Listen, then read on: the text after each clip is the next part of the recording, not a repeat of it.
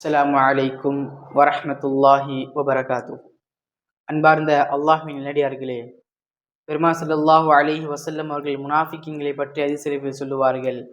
ஆயத்துல் முனாஃபிகி ஸலாஸு, முனாஃபிக்கின் அடையாளம் 3 என்று சொன்னார்கள். இதா ஹத்தஸ கதிப, அவன் பேசினால் போய் மட்டும் பேசுவான். وإذا وعد أخلف வாக்களித்தால் மாறு செய்வான். وإذا اؤتمن خان அமானிதத்தை ஒப்படைக்கப்பட்டால் அந்த அமானிதத்துக்கு மாறு செய்வான். இந்த 3 விஷயமும் இஸ்லாத்தில், இந்த நம்முடைய மார்க்கத்தில் தடை செய்யப்பட்டிருக்கின்றது. எந்த ஒரு மனிதன் இந்த 3 விஷயத்தையும் செய்கின்றானோ அவன் முனாஃபிக்கீங்களாக ஆகிவிடுகின்றான். அன்பார்ந்த அல்லாஹ் நல்லடியார்களே, இந்த 3 விஷயத்திலிருந்து அல்லாஹ் நம்மளை பாதுகாக்க வேண்டும்.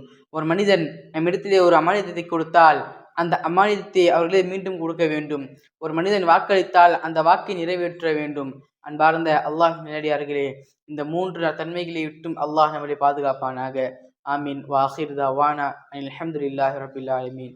அஸ்ஸலாமு அலைக்கும் வரஹ்மத்துல்லாஹி வபரகாத்துஹு.